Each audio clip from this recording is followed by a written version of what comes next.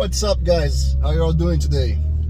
Alright, in this video here we're gonna talk about how is it like and what kind of issues I had with after 2 years of ownership of the Audi A7. Well, basically I had almost no issues at all. It's a very reliable car. However, I did had a problem on the transmission, and that was under the transmission. That is a cable, a whip that connects all the solenoids with the mechatronics of the transmission.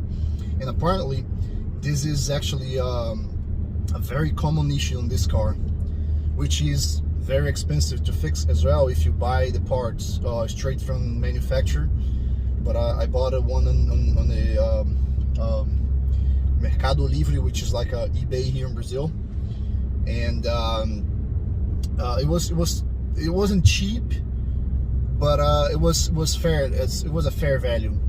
I probably saved around $1,000, maybe $500 to $1,000 on the fix, and it costed me around $600 total. On eBay, if you look at it, the used parts they were going around about $300 each for a used part. I got a aftermarket one. It was new, but you know, it's just a copy. But you know, it's working fine. Ever since I replaced it, the car had no more issues. And what was the issue that the car was having? Well, basically, it gave me a you know, transmission warning on the dash. Everything was working fine, but I was not able to do launch control, and it was you know, that warning was on the dash all the time. And I mean, drivability of the car didn't change at all.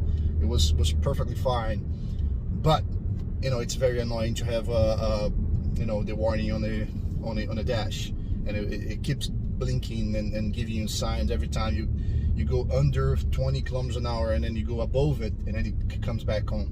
And every time you shut the car off and then turn it back on again, it comes back and it goes, and it's just very annoying. So that was the issue that I had. It was very quick fix, and yeah. And the second issue that I had, and this issue, I had it on the A6, and I had it on the other A7 that I had, which is the back of the seat here. It's the cover is a hard cover. It's not leather. It's just a hard cover. And with the pass of the time, looks like the glue that keeps it together, it dries out, or I don't know what happens, but anyways, it falls down. If you look at the channel there, you'll see that I have put a video fixing the passenger seat on my car, because it had the same problem. But basically, that's another chronic issue with the A7, A6, and probably other cars on Audi line. That glue comes off, and then it falls down, and then, you know, there is many different ways to fix it. The most reliable one that I can see is putting epoxy glue. I use it on the passenger seat. I use the double side tape, but it doesn't look like it's gonna hold very well for a long time. But that's it. Basically, that's the only issue I had. I bought this car. It was 2 years ago, like I said, 2018.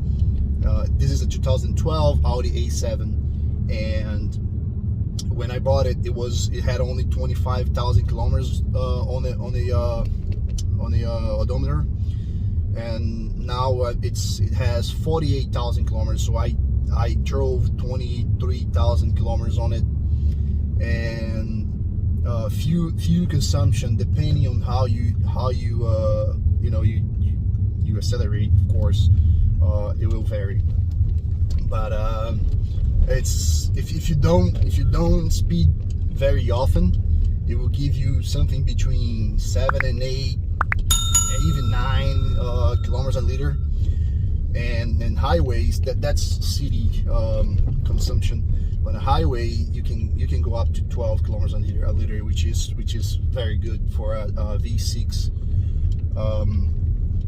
I'm going now to get the math injection module, because the first one I installed was defective. So the manufacturer sent me another one. I'm getting the math injection module to install in the car, and I'm going to do more videos about it. And there is also videos about the math injection kit installation in the channel, but it's in Portuguese. Unfortunately, I did it in Portuguese. I'm still not. I still haven't decided if I'm gonna keep this channel in Portuguese or in English. I know that some of you guys are following it because of the car, and of course it's good to do some content in English.